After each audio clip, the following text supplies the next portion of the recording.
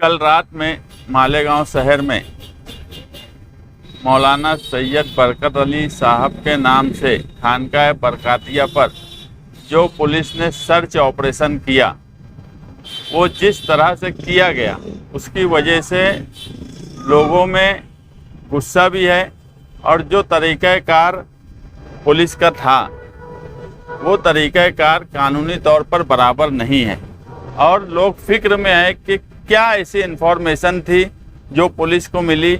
और मालेगांव शहर में पहली मर्तबा, वो भी मालेगांव शहर की सबसे पुरानी मस्जिद जिसको 130 साल मुकम्मल होने पर है, वहाँ पर सर्च ऑपरेशन किया गया। सर्च ऑपरेशन करते वक्त भी ट्रस्टियों को बुलाया नहीं गया। अगर कोई खुफिया इन्फॉर्मेशन है जो बताई नहीं जा सकती, ये हम भी समझ सकते हैं, मगर अगर मेरे घर पर पुलिस आई है सर्च ऑपरेशन करने तो उस वक्त तो वो मुझे बोलेंगी कि किस मकसद से वो सर्च ऑपरेशन घर में मेरे करने आई है। तो दिखती बात है कि ट्रस्टीज़ को बुलाना चाहिए था। उस जगह पर मस्जिद में जाने से पहले उनको बोलना चाहिए था कि वो क्यों मस्जिद में सर्च ऑपरेशन करने जा रहे हैं, लेकिन ये भी काम मुकम्मल नहीं हुआ। उसके बाद पंचनामा जो किया गया, कायदे से पंचनामा होने के बाद उसकी कॉपी ट्रस्टियों को या अवामी तौर पर डिक्लेयर करना चाहिए थी।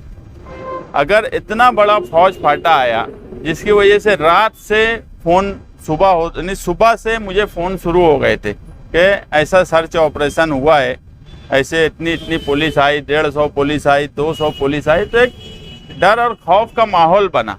और मस्जिद में होने की वजह से अगर कोई भी उनको मालूमात थी और पंचनामा हुआ तो पुलिस ने फ़ौरन पंचनामा डिक्लेयर करना चाहिए। पुलिस ने प्रेस लेके बताना चाहिए, क्योंकि मुकामी पुलिस भी कोई मालूमात देने से कासिर है। कोई भी मालूमात मुकामी पुलिस नहीं दे पा रही है कि सर्च ऑपरेशन क्यों किया गया, किस लिए किया गया, क्या वजह थी करने की, और क्या मिला और क्या नहीं मिला। अगर पंचनामा कुछ नहीं मिला तो नील सर्टिफिकेट देना चाहिए।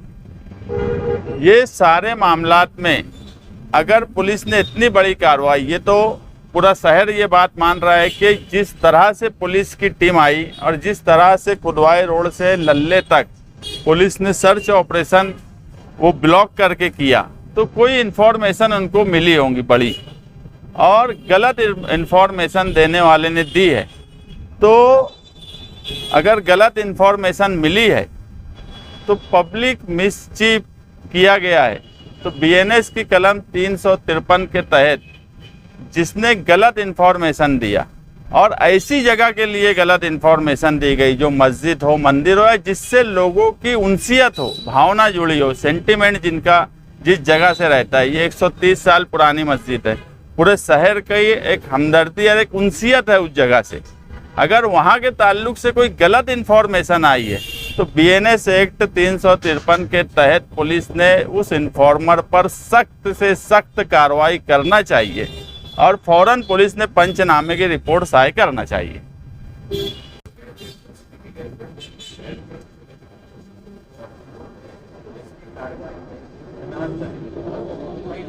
नहीं, पुलिस की कार्रवाई से हम मुतमईन नहीं हैं। पुलिस का अधिकार है, वो अगर कोई इनको मालूमात मिली है तो उस पर कार्रवाई करना, खुफिया तौर पर कार्रवाई करना, ये भी पुलिस का हक है। मगर जिस वक्त पुलिस वहां पहुंची उस वक्त पुलिस को ये बताना चाहिए था कि वो क्यों सर्च ऑपरेशन करने जा रहे। ट्रस्टियों को बुलाना चाहिए था, क्योंकि मस्जिद जो है वो अल्लाह का घर है और ट्रस्टी उसकी देख रेख करते हैं। तो ट्रस्टीज़ को बुलाकर उनको बताना चाहिए था उस वक्त तो कि हम किस लिए जा रहे हैं। दूसरा, जब पंचनामा किया गया तो उसी वक्त पंचनामा देना चाहिए था। ये हर आदमी का, एक घर के मालिक का भी हक है, वो तो मस्जिद है। तो पुलिस की कार्रवाई से मुतमईन कैसे हो सकते। और सारी बात पुलिस की ने खुद आकर बताना चाहिए। पुलिस के लिए कोई आकर पुलिस की सफाई दे, ये बात भी है शहर में बराबर हम नहीं मानते कि कोई एमएलए आए और वो पुलिस की सफाई दे। अरे वहाँ पुलिस से बात करना चाहिए थी कि यार तुम पंचनामा दो, क्या मिला वो हमको बताओ। सर्च ऑपरेशन जब किया गया ट्रस्टीज़ को क्यों नहीं बुलाया गया।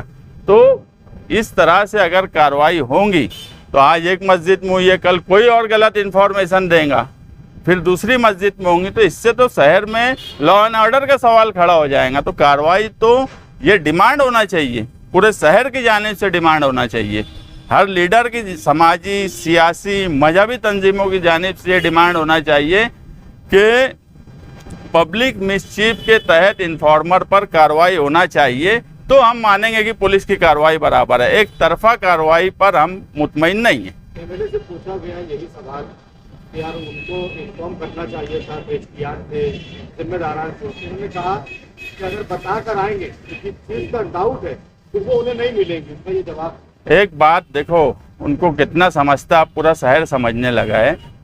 बता कर नहीं आया जाता। जब चलो ऐसा कोई मुल्की हालात पर है कि मुल्क को खतरा है, कोई ऐसी इन्फॉर्मेशन मिली है, तो ये बात सही है कि बताया नहीं जा सकता। मगर जिस वक्त पुलिस पहुंची थी दरवाजे पर, उस वक्त पुलिस का काम था ट्रस्टियों को बताने का कि हम क्यों जा रहे हैं।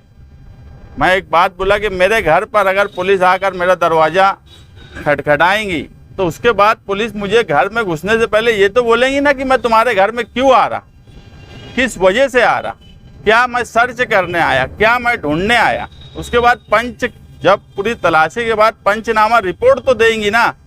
ये सफाई क्यों दे रहे हो, मौजूदा एमएलए सफाई क्यों दे रहे, ये तो सवाल उनसे पूछना चाहिए कि वो क्यों सफाई दे रहे। जो बात पुलिस को बोलना चाहिए वो ये क्यों बोल रहे। शहर में एक रूमर है कि इतना बड़ा ऑपरेशन क्यों हुआ, किसके इन्फॉर्मेशन पे हुआ, वो बात सामने आना चाहिए।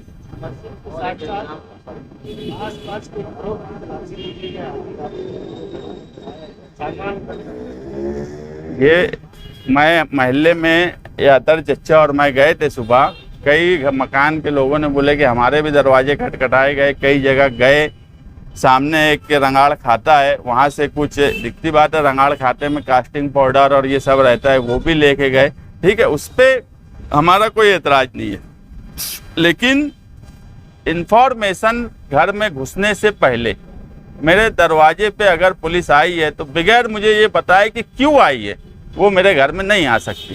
पहले से इन्फॉर्म नहीं किया जा सकता, ये ठीक है, मगर वहाँ आने के बाद भी, वहाँ आने के बाद जाने दो, वहाँ पर सर्च करने के बाद से अभी तक पुलिस ये नहीं बता रही है कि वो क्यों गई थी, किस मकसद से गई थी, क्या अब तो हो गया सर्च ऑपरेशन, कुछ नहीं मिला, मगर उसके बाद भी पुलिस सामने आके क्यों नहीं बताई। अगर बाहर से 100-150 पुलिस आई, इतनी बड़ी टीम आई, आज डॉग स्क्वाड थे, लेडीज पुलिस थी, आज की नई टेक्निक के उनके पास सारे सामान थे, मतलब इतनी बड़ी तलाशी, इतनी बड़ी मुहिम होने के बाद पुलिस सामने आकर ये क्यों नहीं बता रही है कि वो किस लिए आई थी।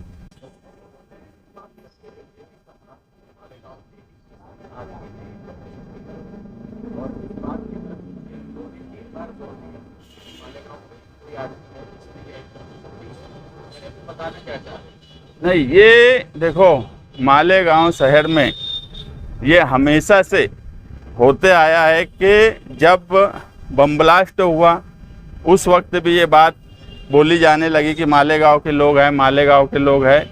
वो भी बात बिल्कुल गलत निकली। दोनों बम ब्लास्ट में मालेगांव के लोग नहीं मिले। मालेगांव के लोग ऐसा कर सकते हैं ये मैं नहीं मानता, कहीं ना कहीं, क्योंकि पंचनामा जब किया गया तो क्या पंचनामे में ट्रस्टियों की साइन ली गई, ट्रस्टियों या महल्ले के आजू बाजू के लोगों की साइन ली गई क्या, ये भी सवाल है, अभी खड़ा है सवाल। तो सवालात कई हैं, उसके जवाब तो बहरहाल सर्च ऑपरेशन करने वालों को देना पड़ेगा और गलत इन्फॉर्मेशन देने पर कार्रवाई भी करना पड़ेगी। क्लीन उनको डायरेक्ट जितनी बड़ी कार्रवाई करने वालों को हम सफाई दे रहे आकर, ये बात कि मैं मजम्मत करता हूं कि इस तरह की सफाई देने की ज़रूरत नहीं थी, सवाल पूछने की ज़रूरत थी, ना कि सवाल पूछने के बजाय आकर सफाई दी गई।